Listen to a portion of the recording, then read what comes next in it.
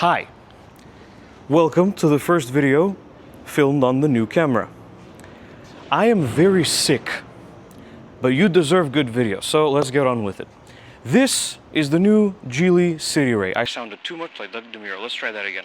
This is the new Geely Cityray, and it's basically what happens when you combine the Coolray and the Starray into one vehicle. That's what we have here. It's the latest model from Geely to arrive in Macedonia, so let's check it out. So let's begin, as we normally do, with the styling. There you go, so you can see it a little bit better. So, one of the ways that this car is the same as combining the Coolray and the Starray is in terms of the design. Now, I have driven and I have filmed the Starray before, but my old microphones gave up during filming, so it's kind of an interesting point of comparison. Let's start at the front, where we have this big multifaceted grille and these big daytime running lights that extend down into the bumper. Aren't you glad that my hand no longer defocuses the camera? You have the Geely logo in the middle, enclosed in that light bar-y area.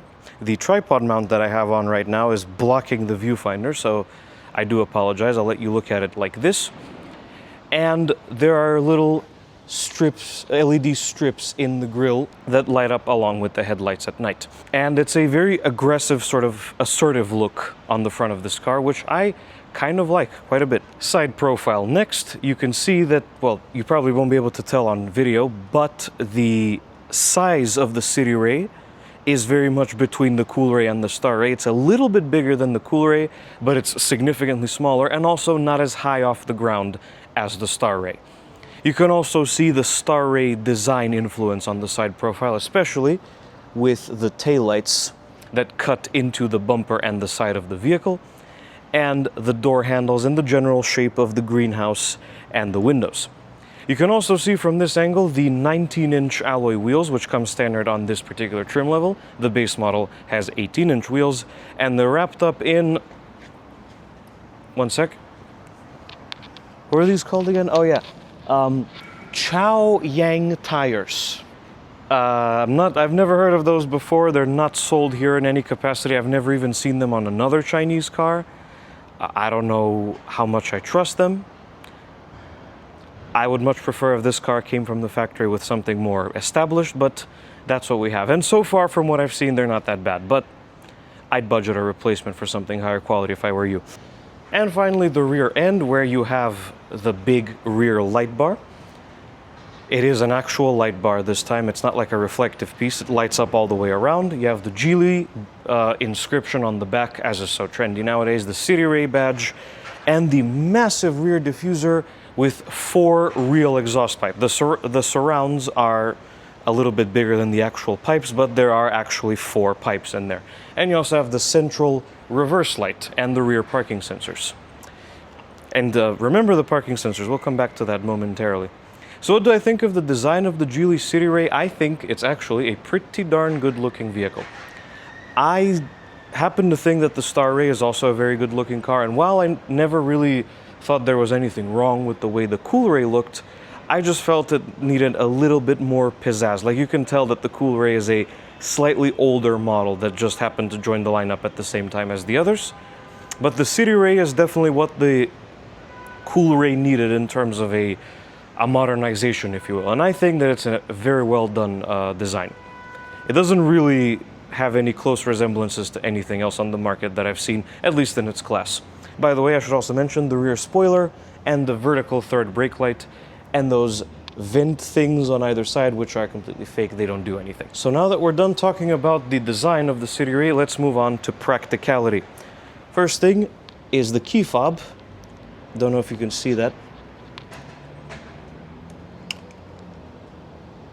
There you go, I'll help you out. So that's the key fob. It's the same that you'd find on the Coolray and the Starray, except this one's matte black instead of silver. You got 4 buttons here: lock, trunk release, unlock, and remote start. Due to my past experiences with the remote start, I will not be demonstrating it. So let's go ahead and move this along and release the cargo area. So, one major advantage that the Cityray has over the Coolray is the cargo space. I heard from the Geely dealership people that a lot of people complained there wasn't enough cargo space in the back. Well, the Cityray has 571 liters, or this many cubic feet.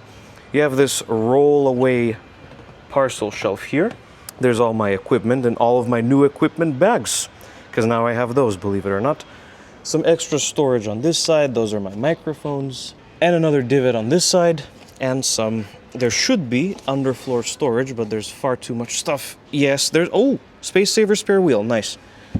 And that's about it, really. When you fold the rear seats down, which you obviously can do using the orange fabric loops over there, you get this much room. So, once you're done, you press your button, and the tailgate closes for you. Man, I love this ultra-wide-angle lens. What about space in the back? Again, since the Cityray is bigger, in theory it should be better at this sort of thing. So let's go ahead and climb inside. And indeed it is. The space in the back is plentiful. This driver's seat is about in my driving position. It is a power driver seat with memory setting, but right now I have tons of legroom and tons of headroom as well. Finally, I can do this sort of thing as well. I can see what's going on. Down here, you have climate vents and a single USB-A port. And if you fold down the center console in the middle seat, you have two cup holders. And the middle seat itself, because the floor here is almost completely flat, yes, this is perfectly doable. And there's a sneak peek at the front of the cabin. So overall, the back seats in the Geely Cityray are plenty spacious enough, and they're certainly going to be spacious enough for a family, which is important because that's how Geely is rather positioning this model.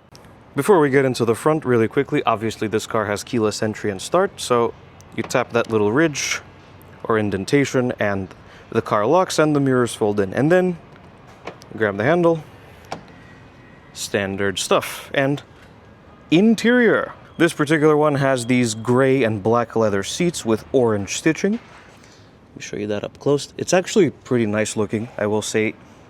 And these seats are very nicely made. And now we're inside the Cityray.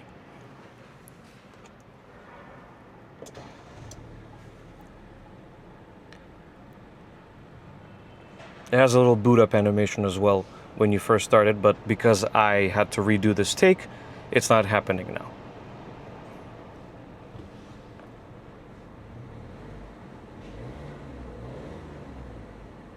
So the first thing that greets you in the Cityray is this interesting new steering wheel design.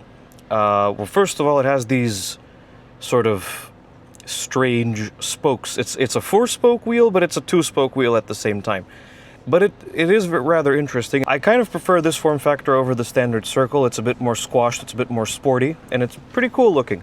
The leather is pretty soft and high quality. You got some perforations on that side, and unfortunately some gloss black accents here.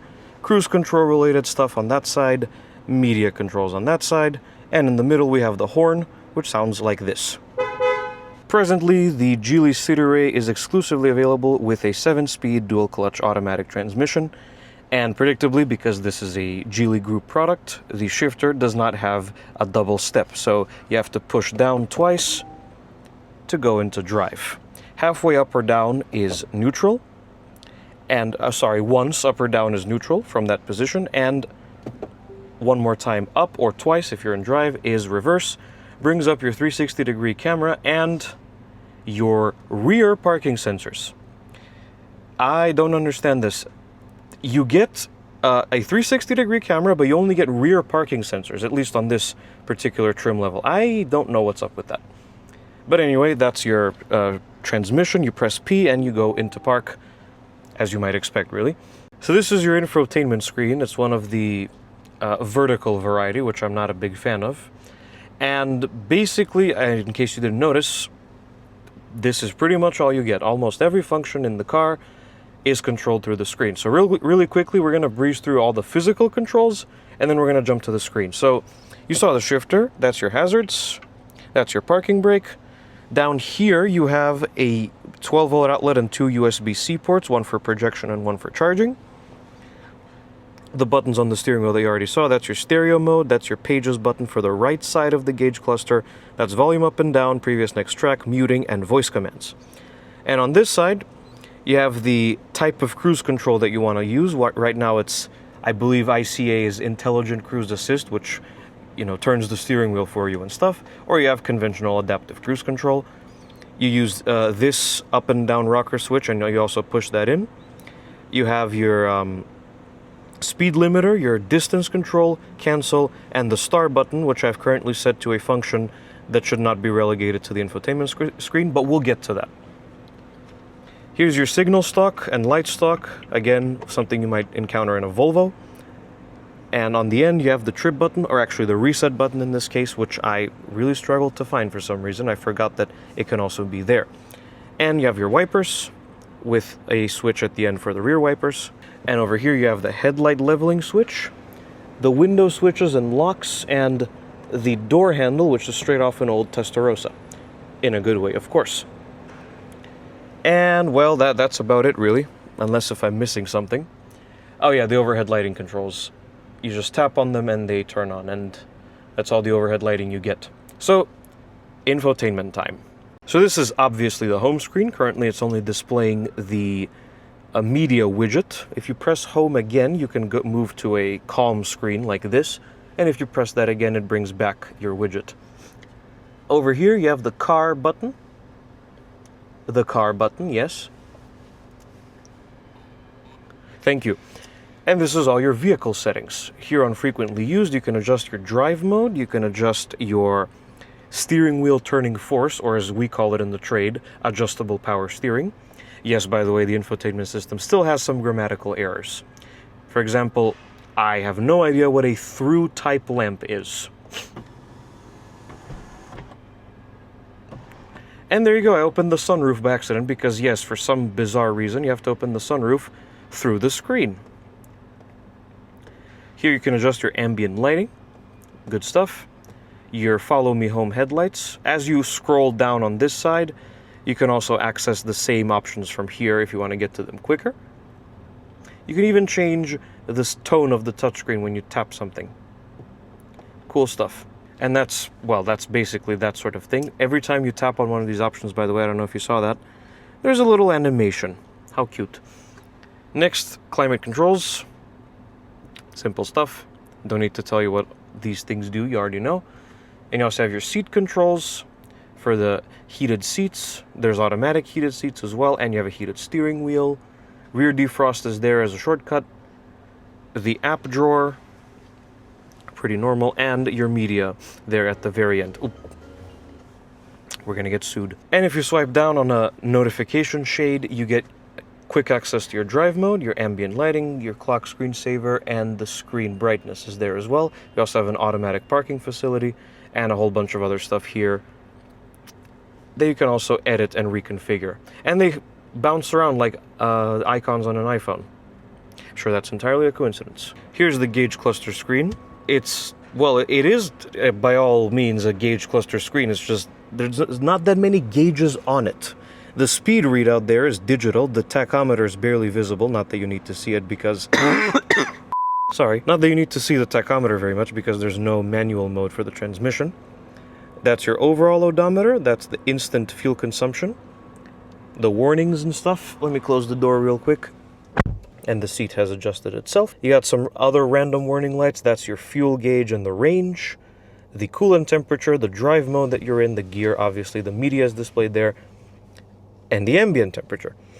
To change what's shown on the left side, I have not found a way to change what's on the right side of the screen. But to change what's on the left, you press the reset button there. Shows you your current trip data and your tire pressures. Fairly simple stuff. And on the door, you have this big door handle that I showed you. Just wanted to show you that in action. Window switches, which operate backwards for some bizarre reason. And your power locks and child locks for the windows. Did you notice something missing? Yes, despite there being a perfectly sizable area, There's no power mirror controls here. If you want to adjust your power mirrors, you have to go into the infotainment system, or in my case, I've mapped that to the asterisk button. And then using these controls, you have to adjust. Let me see if I can show you this in action. Using the controls, crap, it disappeared. There you go, see? The mirror is being adjusted. There's absolutely no good reason for this. That's all I'm gonna say. So that was an overview of the interior of the Geely Cityray. Well, there's also the overhead lighting and the mirror that I showed you. It's auto dimming. And your sun visor with integrated mirror. Pretty standard. And that's about it. So let's go ahead and move on to quality and storage. Quality is absolutely excellent, actually. The Coolray was a little bit weaker in terms of the interior quality. It was a little bit hard and scratchy, but this is a different story. So there's some padded stuff here and some more padded stuff here on the top. This is a little harder, but that's okay. There's a padded armrest, the leather seats that seem to be higher quality that you already saw. It just feels more polished in here. Now, this car obviously gets rid of the Coolray's physical controls, of which it had a few more than this, but the quality and the fit and finish is actually pretty excellent. And not just for a Chinese car, it's good in general. So what about storage? Well, there's a pretty big door pocket here. It can easily fit a larger bottle. I feel like a parrot right now because I feel like I'm repeating myself. There's a little bit of loose storage in there. Always nice to see. There's a wireless charger for your phone there that I somehow completely forgot to mention. And some extra storage. Ah, yes. My phone's dead. There you go. Cup holders. Some more center storage, which the dealership has kindly left their bottles in here so I can demonstrate how much space there is. And the glove box, which is pretty big. So overall, I know I sounded like a bit of a dick earlier in this video, but actually the interior of the Cityray is a pretty nice place to be. It's high quality, it has some good tech, and it's well made. What more do you need? Finally, the engine. So the Cityray uses, for now in Macedonia, the exact same engine that the Coolray and the Starray both have. It's known as the Elation, and it's a 1.5 liter turbo 4-cylinder making 174 horsepower. Sometimes I see it as sometimes I see it as 172, sometimes it's 174.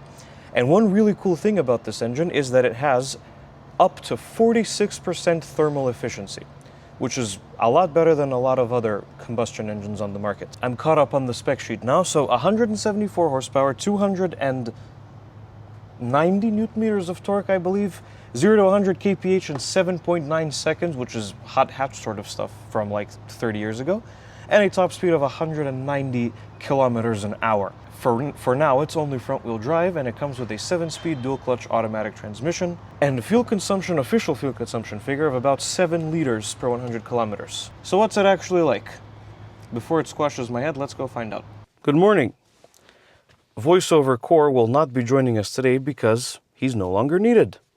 My camera now directly supports my microphone, so I can just talk to you and give you live impressions. Although it does weigh significantly more on my head. I'm going to try adjusting it here. So I have parked on a random parking spot in an affluent urban neighborhood in my hometown. So we can begin with something that should be one of this car's strong suits, town driving. So let's go ahead. Yes, thank you.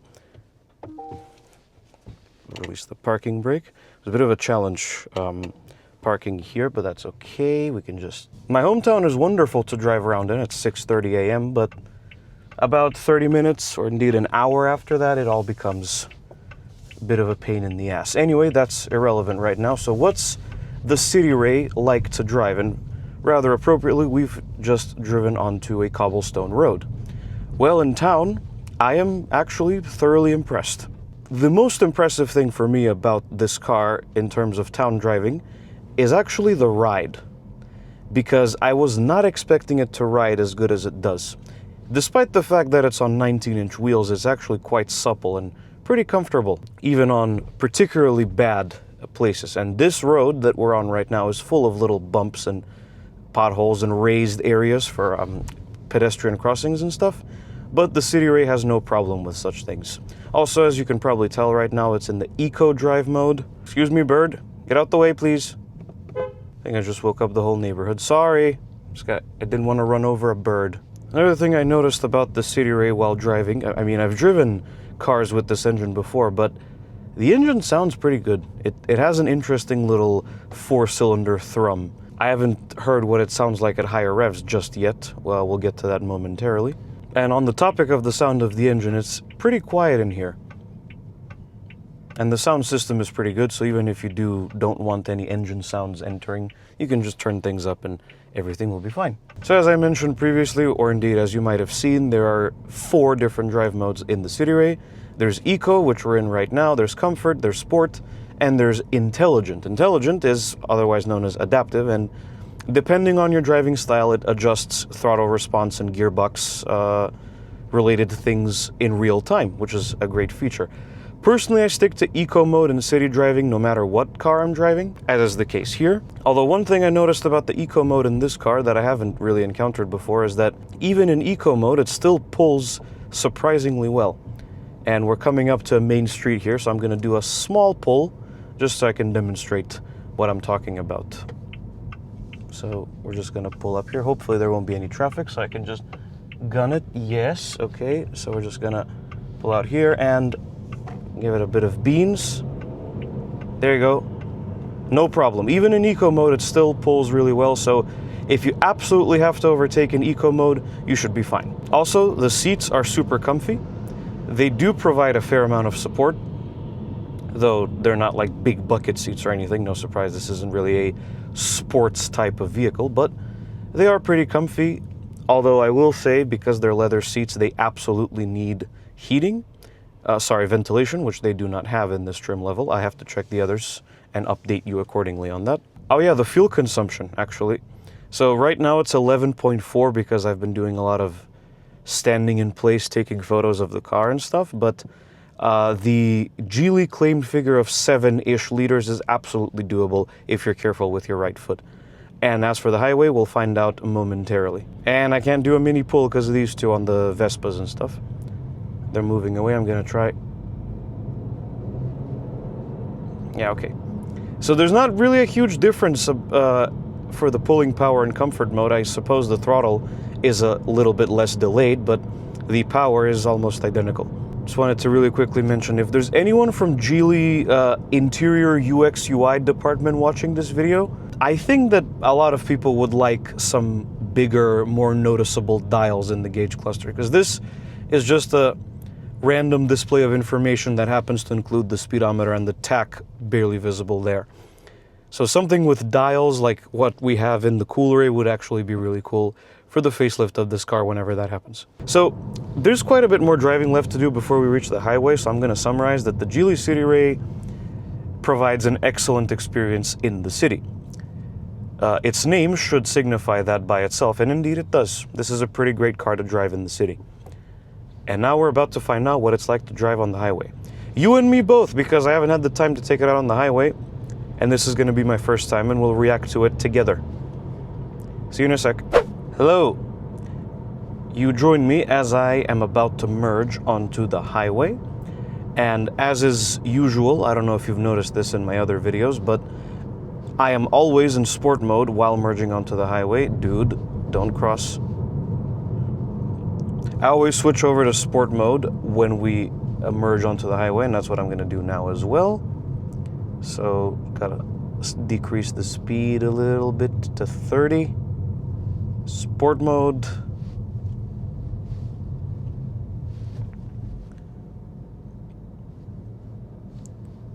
And on we go.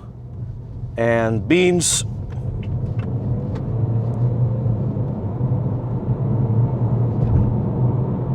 Okay, not gonna go past 100 kilometers an hour or 60 miles per hour because the break-in period has not expired yet.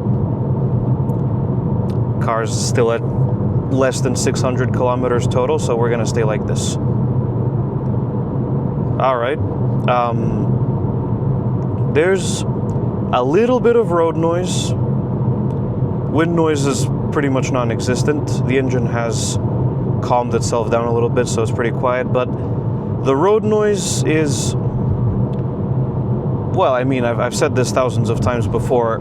I attribute road noise more often than not to the really crappy roads, because this section of highway has really old roads, and this sort of thing tends to happen. Oh, the intelligent cruise assist can be activated, the thing that follows the shape of the road. Sure, let's do that. It follows the contour and the shape of the road. I'm not doing that, I'm just holding it so it knows I'm paying attention. Signaling, yep. Did a lane change for me? Pretty much. I'm holding the steering wheel because it has no way of knowing that I am looking at the road, because there's no sensor, for better or worse. And now we slow down significantly. Signal. Now it's gonna gun it for me. All right, that's pretty cool. Those work surprisingly well. But now I want to regain control, so there you go. Finally, you got a demonstration of an adaptive cruise control / highway assist system in one of my videos. Look at me being all professional and stuff. That was a joke, in case you weren't paying attention. What the? Seriously? You guys saw that, right? Dick. Moving on. So yeah, the highway experience in the Cityray is also pretty good. Again, a little bit of road noise, but I think that's mostly the fault of the road, and that we will put that to the test shortly, because the tarmac does improve as you progress down this highway. But other than that, there's practically no wind noise at all, which is really impressive. The engine is quiet and very relaxed. And I completely forgot to measure the fuel economy, so let's do that now. Still have a bit of highway left before we have to leave, so to say. 7 liters or perhaps 6 is what you'll be looking at. Yep, no problem picking up speed on the highway either. And ladies and gents, that was the Geely Cityray. Basically, in my opinion, what the Coolray always should have been. Not that the Coolray is bad in any way, but this car is just like a big general improvement for the Coolray all across the board, and it also brings in some of the practicality and much sharper styling of the Starray. And with that, this car absolutely justifies its existence in the Geely lineup, and it's a very worthy competitor in this segment, earning it a super respectable score of 8.5 out of 10. Thank you everyone for watching this video. If you liked it, be sure to hit like and subscribe to the channel.